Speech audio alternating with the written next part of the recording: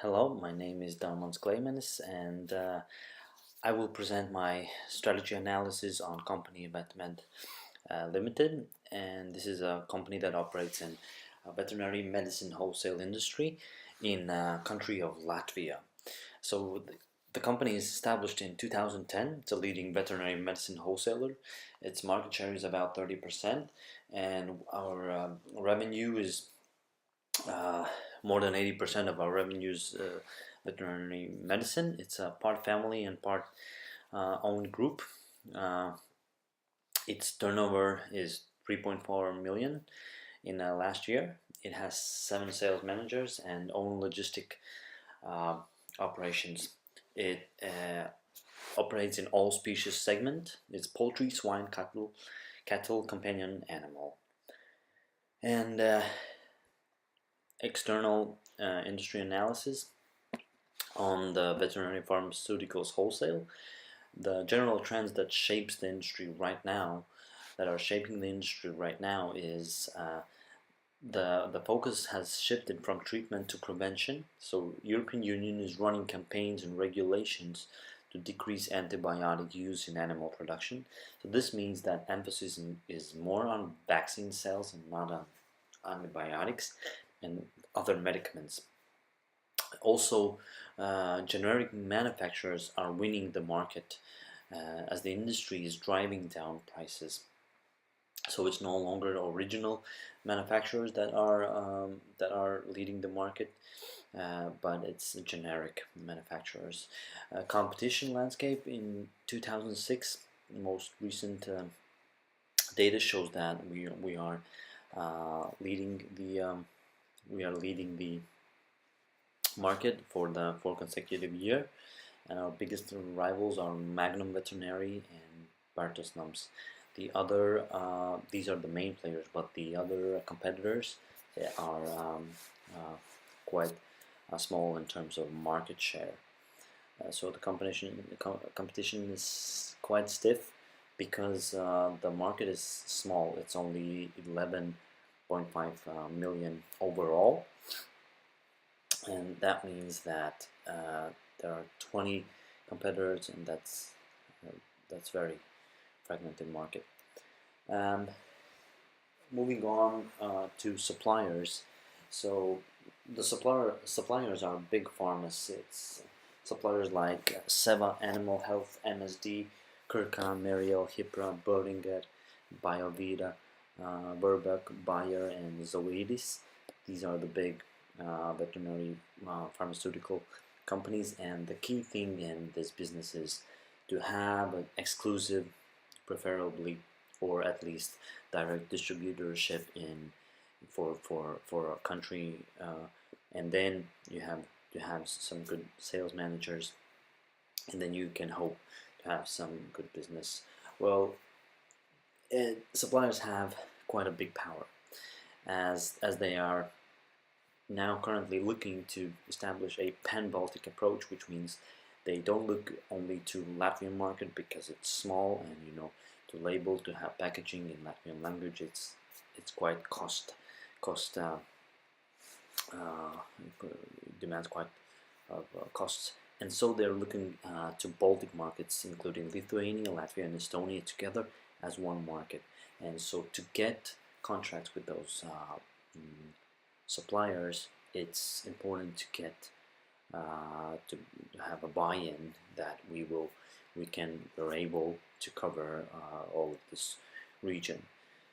There's also quite an unpredictable distribution politics and strategy from a lot of suppliers, because they have changed the distributors for unknown reasons for in last 3-4 years many times, and it creates uncertainty. And also there's merger and acquisition cases which also shape what will be the portfolio of distributors in our country and in all Baltics. And the recent one is Meriel and Boehringer, which they have merged, but the question remains and still is not made known, will the previous Boehringer distributor own the Mariel products, or it will be the other way around. Also, Seva now has purchased Mariel swine vaccine portfolio, and that also shapes and affects distributors and our industry. Regarding customers, it's quite complicated because there are four different segments. It's swine, poultry, cattle, which accounts for um, livestock animal production segment, and companion animal, which is cats and dogs. Poultry. So characteristics of these segments uh, are for poultry. It's only 3 clients in Latin region, but these are big clients, so they are key accounts. There's big sales volumes but low margin, so they have relatively big power. They try to dictate prices. It's mostly vaccines, and they're quite fussy, and you have to take care. For swine, it's actually most profitable segment and gives the greatest revenue, but client structure is complicated. Almost half of customer base is owned by Danes, and thus harder to win them as they are influenced by Danish consultants. And yeah, for cattle, the dairy industry is barely recovering from milk price crisis, and therefore it's hard to sell to them complementary products, and also there's big pressure on cheap products, big pressure on prices, especially for vaccines, medicaments, things like that. For companion animals, for these end users and customers are clinics and veterinary pharmacies, and they're quite difficult clients because they are very scattered.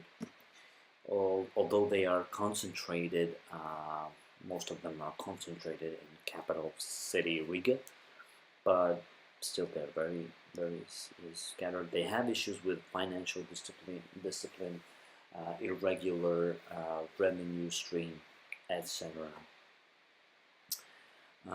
As to threat, there's a relatively medium threat of new entrants, because it's quite easy to enter the industry in terms of establishing a company and acquiring a veterinary medicine sales license. So you can start to do this, but actually to be um,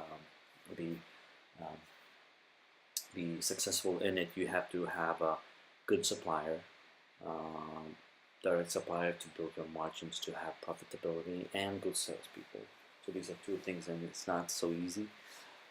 Substitute products are quite weak in this industry because you don't have quite a substitute to medicine as far as the direct competition is concerned. But there are some homeopathic and health products. So this is about the industry external and internal analysis. Now I will go on and present my recommendations for each segment. For companion animal, I suggest complementing medicine sales with pet food using veterinary expertise. But the company should be careful to choose a brand that has good veterinary diet foods, because the company has a good reputation for veterinary consultancy. So you have to have a pet food that is not a medium, which is premium and has a veterinary prescription. And so I think it could be good value proposition. For swine segment, they should differentiate approach for customers. For Danish-owned farms, work more closely with owner. For the rest of farms, keep working with vets. Also, they should focus sales more on vaccines than other products. Poultry. My suggestion is to make switching costs high by adding additional services such as technical support, free vaccination equipment, etc.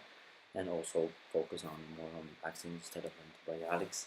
And in this way, they can try to reduce the power of customers to dictate prices. So if the switching costs are high, they don't have such a big power to dictate the prices. As to cattle segment, They should apply simple rules, figuring out following questions. What will drive revenue costs? What are those two needles? What are the drivers that affect those two needles per se? Choose a bottleneck. Identify activity or decision that is preventing from improving profitability. So what is that thing that is preventing profitability? Is it a customer? Is it those products that are not direct but you're repurchasing and then you can have a low margin? Identify that. Then craft the rules and creating the rules that will be applied to bottleneck to improve profitability. And the other recommendations for the whole company, not just segments, include my suggestion is outsource logistics and warehouse services to reduce costs. Quite high costs for transport, for leasings, for repairs. Try outsourcing. It could be a good chance to minimize those, reducing those costs. Be more cost efficient. Also, and this is a strategic one, form an alliance with Estonian wholesalers all the time, which is a big player, who has distribution in Baltics for pharmaceutical companies such as Bimeda, Hypra, VMD. In this case, you can gain advantage in your market and just to consolidate it more.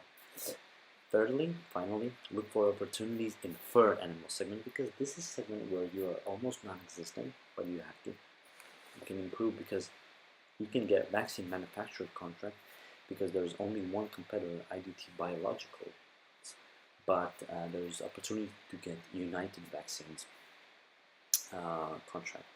So try to do that, and you can hope to have a better long-term profitability. Thank you very much.